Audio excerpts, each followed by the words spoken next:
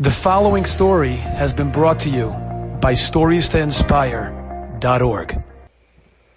I had the schus recently to be in London, and I met a fellow there. His name is Mendy Teitelbaum, and he told me a remarkable story.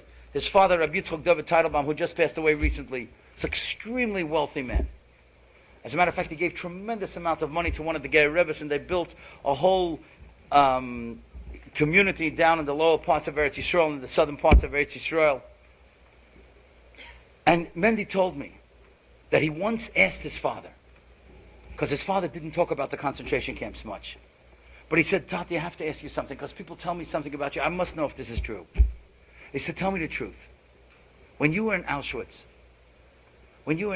I heard that when you got your bread for the day, the ration of bread for the day, that you would break it in half, and you kept only half for yourself, and you went around and gave the little pieces to other people who were dying and other people who couldn't exist. Just tell me if that's true. And the father said, it's true. That's what I did. He said, but I want to tell you where I learned it from. He said, I remember when I was a little boy and we lived in Poland and there was no refrigeration. My mother had to cook fresh food or fresh soup every day. So one night we were all sitting around the table, 9 children, and my father was at the head of the table.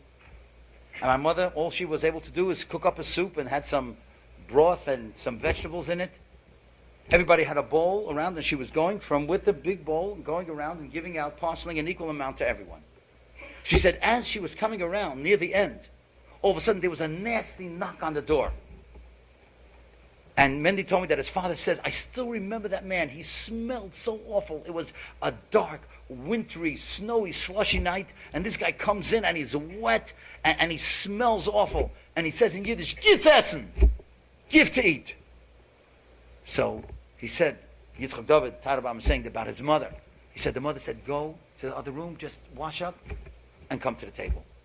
And while that man was in the other room, she goes and she takes an empty bowl and she goes from every child and she takes a spoon out of this bowl, out of this bowl, out of this bowl, out of all the 8 bowls she took out and she put into this bowl. By the time she had filled that bowl, that guy came to the table. That's giving. That's giving. That's that mother taught that child. That's why Nebuch, when he was in Auschwitz, that's what he did. But the Eibishter rewarded him. He became one of the wealthiest people in Golders Green. He wrote just a whole book about him recently. That's called giving. Not only thinking about oneself. You know, I know that the Rav knew Rav Simcha Wasserman and the Rebbetzin Fegi Wasserman. I want to show you what means giving. Giving in such a way that's so incredibly poignant. They had no children. They were in Detroit, and then Rav Simcha went out to Los Angeles to build a yeshiva, and it was very difficult in the early 1950s. She remained in Detroit, and she would send him his check. She loved him dearly. I remember visiting them in Eretz Yisrael. They were both in my house in Kew Gardens. Rav Moshe Chodesh always used to bring them. The Rebbetzin said many, many times that she wants to die before he does. She said, I love my Rav Simcha so much.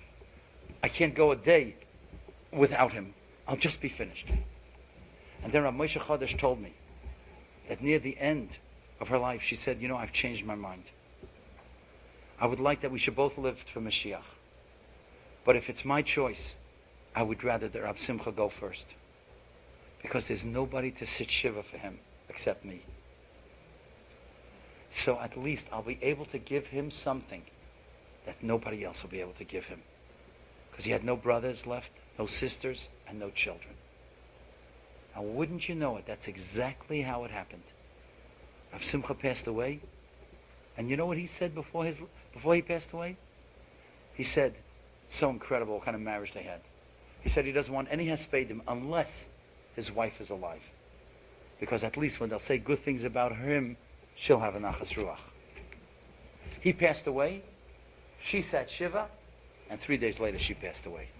Could you imagine? Enjoyed this story? Come again. Bring a friend. StoriesToInspire.org